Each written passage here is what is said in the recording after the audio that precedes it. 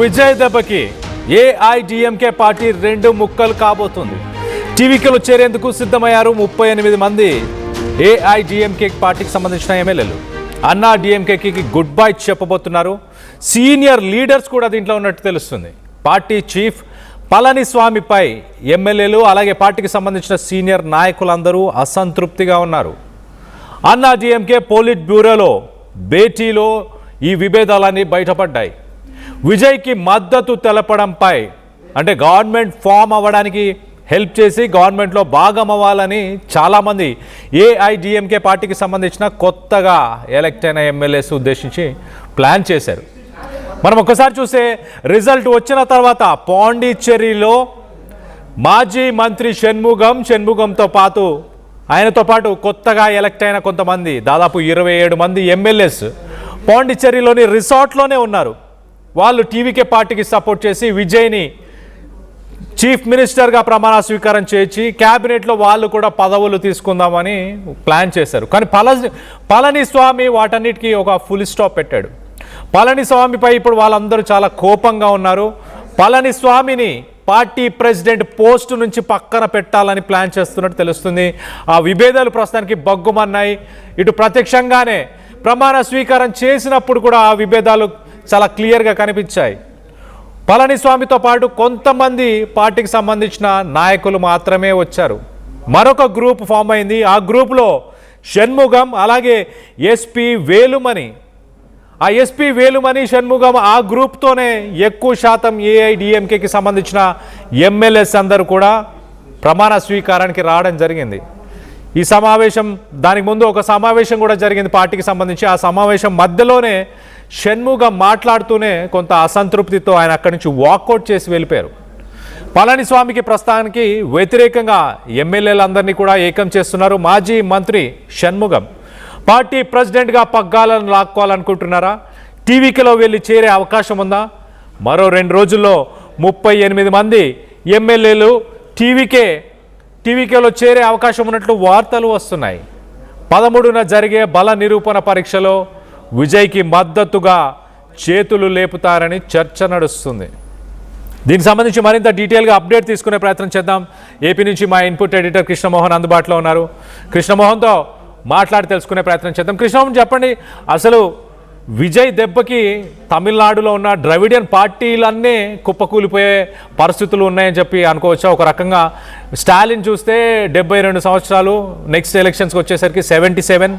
ఉదయనిధి స్టాలిన్ పార్టీని ముందుకు తీసుకెళ్తాడా లేదా అర్థం కావట్లేదు. ఇంకో పక్కన ఏఐడిఎంకే షణ్ముగం ఒక గ్రూప్ని పక్కకు తీసుకొచ్చేసి పార్టీని కూల్చేయబోతున్నాడా లేకపోతే టీవీలో కలిసే అవకాశం ఏముందా? మొత్తంగా what is the latest update?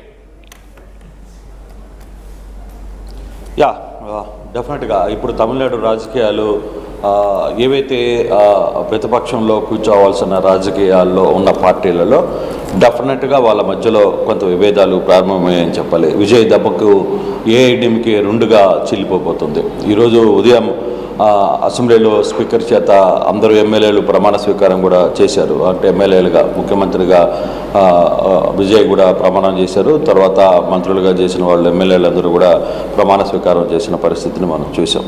అయితే ఈ ఉదయాన్నే అన్నాడీఎంకే పాలిట్ బ్యూరో మీటింగ్ జరిగింది. అంటే ఈ అసెంబ్లీ కంటే ముందు హాజరయ్యే ముందు అన్నాడీఎంకే పాలిట్ బ్యూరో సమావేశం జరిగినప్పుడు ఆ సమావేశంలో పళనిస్వామి వర్సెస్ షణ్ముగం మధ్య కొంత అభిప్రాయ విభేదాలు రావడం, దాంతో గందరగోళ పరిస్థితులు ఏర్పడ్డాయి. షణ్ముగం మాట్లాడుతున్నప్పుడే మధ్యలో లేచి ఆయన వెళ్ళిపోయారు. అసెంబ్లీకి కూడా తనకున్న గ్రూప్ ఏదైతే ఉందో ఆ గ్రూప్ ఎమ్మెల్యేలతో కలిసి నేరుగా ఆయన అసెంబ్లీకి సపరేట్గా వస్తే పళనిస్వామి కూడా తనకున్న గ్రూప్తో సపరేట్గా వచ్చిన పరిస్థితి. ఇప్పుడు విజయ్కి మద్దతు ఇచ్చే విషయంలో 2 గ్రూపులుగా ఏఐడిఎంకే విడిపోయింది. 47 మంది ఎమ్మెల్యేలు ఉన్న ఈ గ్రూప్లో దాదాపుగా 38 మంది రేపు విజయ్కి పళనిస్వామి వర్గం కాకుండా షణ్ముగం వర్గంతో ఆయన నేరుగా విజయ్కి మద్దతు తెలిపే అవకాశం ఉంది అనేది చర్చలు జరుగుతున్నాయి. చాలా ఇంట్రెస్టింగ్ వ్యవహారం. అన్నాడీఎంకే 2గా చీలిపోతుందా అంటే అవుననే సమాచారం అయితే చాలా స్పష్టంగా ఉంది. పళనిస్వామి నాయకత్వాన్ని షణ్ముగం నాయకత్వంలో ఉన్న ఎమ్మెల్యేలు ఎవరు కూడా ఒప్పుకోవడం లేదు, దాన్ని అంగీకరించలేకపోతున్నారు. ఆయన వ్యవహరిస్తున్న శైలి, ఆయన వ్యవహార శైలి మీద ఎమ్మెల్యేలు షణ్ముగం కూడా గతంలో మాజీ మంత్రిగా చేశారు. ఆయన ఈ వ్యవహారాన్ని జీర్ణించుకోలేకపోతున్న పరిస్థితి. ఆయనతో పాటు దాదాపుగా 38 మంది ఎమ్మెల్యేలు బయటికి వచ్చేస్తారనేది ఒక సమాచారం ఉంది. ఎలాగూ 13వ తారీఖున బల నిరూపణ చేసుకోవాలి విజయ్ పూర్తిగా అసెంబ్లీ సాక్షిగా తన బలం ఏందో చూపించుకోవాలి. ఈ లోపల ఈ వ్యవహారం అన్నాడీఎంకేలో వచ్చిన చీలిక విజయ్కి కలిసి వచ్చే అంశం. డెఫినెట్గా ఈ వ్యవహారంలో విజయ్కి పూర్తి స్థాయిలో మద్దతు పెరిగే అవకాశం ఉంది. ఇప్పటికీ 120 మంది ఎమ్మెల్యేలు అక్కడ అండగా ఉన్నప్పటికీ కూడా ఏఐడిఎంకే నుంచి ఎవరైతే చీలిక వర్గం రేపు విజయ్కి మద్దతుగా చేతులు ఎత్తితే పూర్తిగా కూడా తన మెజారిటీ దాదాపుగా 140కి చేరుకుంటుందని చెప్పి ఒక సమాచారం ఉంది. సో 140 చేరుకున్నప్పుడు ఆయన ప్రభుత్వానికి వచ్చిన అడ్డంకులు ఏమి లేవు. దాదాపుగా ఆయన అందుకే చాలా తెలివిగా ఓన్లీ 9 మంది అంటే తనతో పాటు 8 మంది ఎమ్మెల్యేలను మాత్రమే ప్రమాణ స్వీకారం చేయించిన పరిస్థితిని మనం చూస్తున్నాం. సో ఇటువంటి సందర్భాలు చాలా క్లియర్గా ఉన్నాయి. ఇటువంటి వ్యవహారాలు జరుగుతున్నాయి. సో ఈ యాంగిల్లో డెఫినెట్గా వ్యవహారంలో ఎటువంటి సిచ్యువేషన్ ఉంటుంది ఏంటి అనేది చూడాలి. రేపు జరగబోయే ప్రమాణ స్వీకారం ఏ విధంగా ముందుకు నడుస్తుంది, ఏ విధంగా ముందుకు వెళ్తుంది అనేది ఇప్పుడు అంటే రేపు బల నిరూపణ ఏ విధంగా ఉంటుంది అనేది చూడాల్సిన పరిస్థితి అయితే ఉంది. 13 జరిగిన బల నిరూపణలో డెఫినెట్గా ఈరోజు వాళ్ళు కంప్లీట్గా పూర్తి మద్దతుని టీవీకేకి ఇవ్వబోతున్నారు అనేది మనకున్న సమాచారం. ఏఐడిఎంకే 2గా చీలిపోతున్న పరిస్థితి.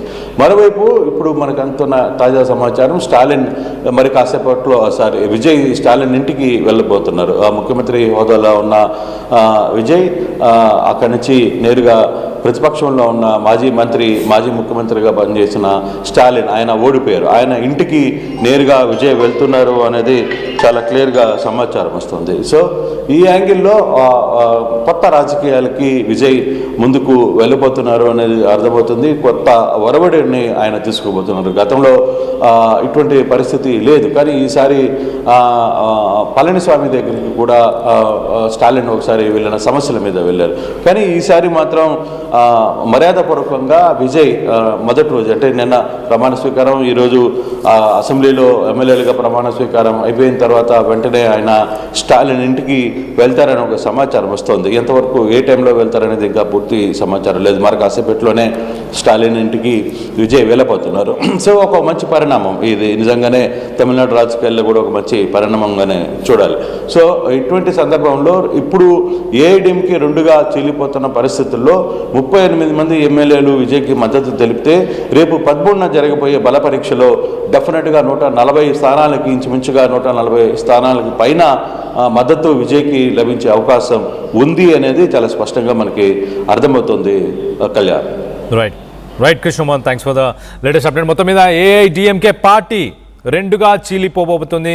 విజయ్ దెబ్బకి పార్టీ కుప్పకూలిపోబోతుంది. గతంలో మనం చూసాం టీవీకే సపోర్ట్ చేయాలంటూ టీవీకే పార్టీకి సపోర్ట్ చేయాలన్న ఉద్దేశంతో మాజీ మంత్రి షణ్ముగం కొంతమంది దాదాపు 27 మంది ఏఐడిఎంకే పార్టీకి సంబంధించిన ఎమ్మెల్యేస్ని తీసుకొని పాండిచ్చేరిలో రిసార్ట్ రాజకీయాలను నడిపించాడు. దానికి పళనిస్వామి అడ్డుపడినట్టు తెలుస్తుంది. మొత్తానికైతే పళనిస్వామిని అధ్యక్ష పదవి నుంచి తొలగిస్తారా? పార్టీ 2గా చీలిపోయే అవకాశం ఉందా? లేక డైరెక్ట్గా టీవీకే పార్టీలో మర్జ్ అయ్యే అవకాశం ఉందా? మొత్తం మీద కొంత ఉత్కంఠం అయితే నెలకొనుంది. ప్రస్తుతానికి మనం ఒకసారి చూస్తే కనుక అన్నాడీఎంకే పార్టీ జయలలిత చనిపోయిన తర్వాత ఇప్పటిదాకా 4 సార్లు ఓడిపోయింది. 2019, 2021, 2024 అలాగే 2026 మొత్తంగా 4 సార్లు ఇప్పటిదాకా ఓటమిని చవి చూసింది.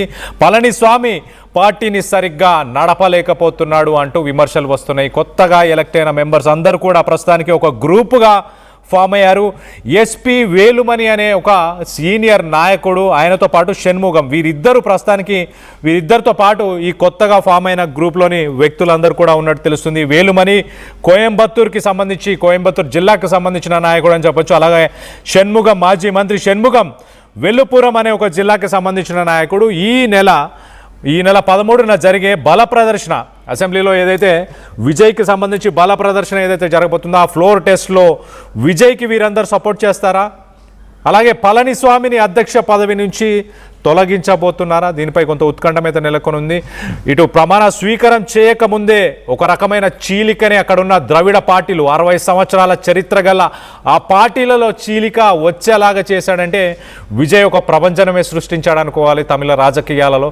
తమిళనాడు ప్రజలు కూడా అలాంటి ఒక ప్రపంచానికే పట్టం కట్టారని చెప్పేసి చాలా క్లియర్గా అర్థమవుతుంది. సో మొత్తం మీద ఇంట్రెస్టింగ్ టర్న్ అవుట్ అని చెప్పొచ్చు. మరొక పక్కన విజయ్ మొదటి స్పీచ్లోనే స్టాలిన్ డబ్బులు అప్పులు చేశాము అంటూ మీరు మాట్లాడింది సరైంది కాదు, ప్రజలని భయభ్రాంతులకు గురి చేయకూడదు, మభ్య పెట్టకూడదు అంటూ కూడా స్టాలిన్ విజయ్ని ఉద్దేశించి, విజయ్ మొదటగా మాట్లాడిన ఆ స్పీచ్ని ఉద్దేశించి కూడా స్టాలిన్ ఒక పోస్టును పెట్టారు. ఆ పోస్టులో చాలా క్లియర్గా 10 లక్షల కోట్లు పరిమితిలోనే మేము అప్పులు చేశాము, ప్రజలకి మేము ఇచ్చిన వాగ్దానాలన్నీ కూడా తీర్చే ప్రయత్నం చేశాము, నువ్వు ఇచ్చిన వాగ్దానాలు కూడా అన్నీ నువ్వు తీరుస్తావు, నువ్వు కూడా రాజకీయంలో ఉన్న ఆ నౌన్సెస్ అన్నీ కూడా నేర్చుకుంటావు అంటూ స్టాలిన్ ఒక సర్కాస్టిక్గానే ఒక పోస్ట్ చురకలంటించేలాగానే ఒక పోస్ట్ అయితే పెట్టారు.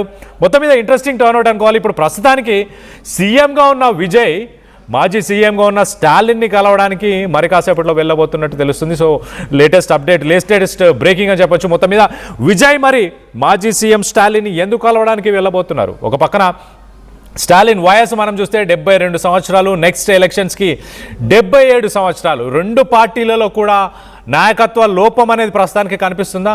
అన్నా డిఎంకేకి సంబంధించి మనం చూస్తే పళనిస్వామిని పక్కన పెట్టే ఉద్దేశంలో అక్కడున్న సీనియర్ నాయకులు వేలుమణి, ఎస్పీ వేలుమణి, అలాగే షణ్ముగం, మాజీ మంత్రి షణ్ముగం, వీరిద్దరు కూడా పళనిస్వామిని పక్కన పెట్టాలన్న ఆలోచనలో వీళ్ళిద్దరితో పాటు కొంతమంది ఎమ్మెల్యేలు, దాదాపు 20 నుంచి 30కి పైగా ఎమ్మెల్యేలు ఆలోచిస్తున్నట్టు తెలుస్తుంది. మరో పక్కన పార్టీని ముందుకు తీసుకెళ్లే సత్తా సామర్థ్యం మరి ఉదయనిధి స్టాలిన్కు ఉందా? మంత్రిగా బాధ్యతలని గతంలో ఆయన ఉన్నప్పుడు మంత్రిగా బాధ్యతలని ఆయన నిర్వహించారు.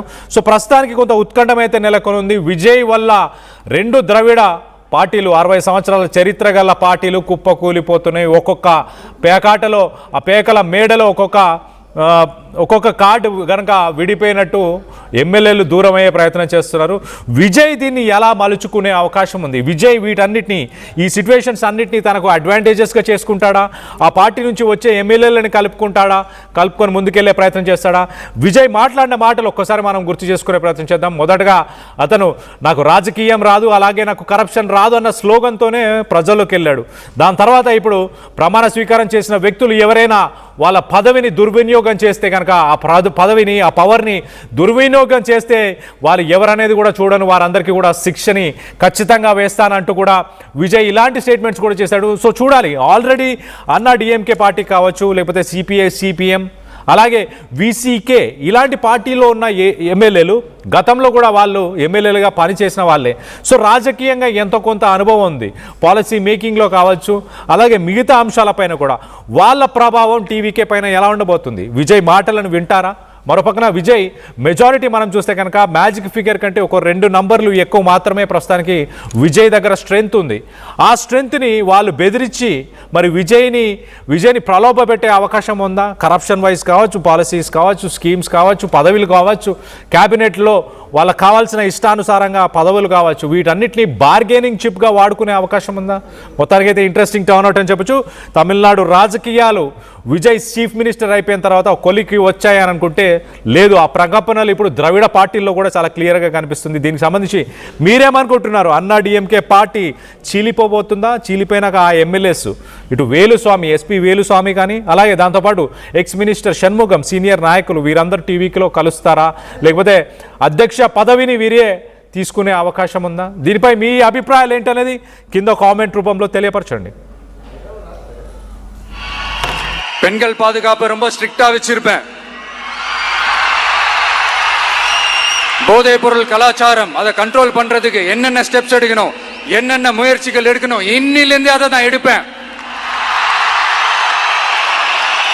நம்ம பசங்களை அதுல இருந்து காப்பாற்ற வேண்டியது நம்ம அரசனுடைய பொறுப்பு.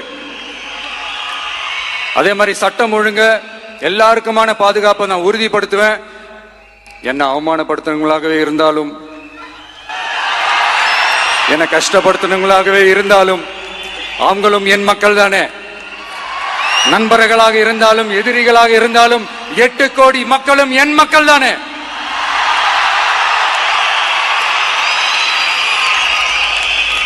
அது மாதிரி இந்த அடிப்படை விஷயங்கள், கல்வி, ரேஷன், மருத்துவம், குடிநீர், சாலை வசதி, பஸ் வசதி, இந்த மாதிரி விஷயங்கள்ல தான் என்னுடைய முதல் கவனம் செலுத்தணும்னு எனக்கு தோணுது. நான் முன்னாடியே சொன்ன மாதிரி மக்கள் பணத்துல இருந்து ஒரு பைசா கூட நான் தொட மாட்டேன். எனக்கு அது அவசியமும் இல்லை. அது உங்களுக்கு நல்லாவே தெரியும். இந்த விஜய் தப்பு பண்ண மாட்டான், தப்பு பண்ணவும் விட மாட்டான். அது யாராக இருந்தாலும் சரி, என்னோட கவர்மெண்ட்ல என் கூடவே இருக்கிறவங்களாகவும் சரி, விட மாட்டான். சப்போஸ் யாருக்காவது அப்படி ஒரு எண்ணம் மனசுல இருந்துச்சுன்னா, நம்ம ஜெயிச்சுட்டோம், ஒரு ஆட்டம் ஆடி பார்க்கலாம்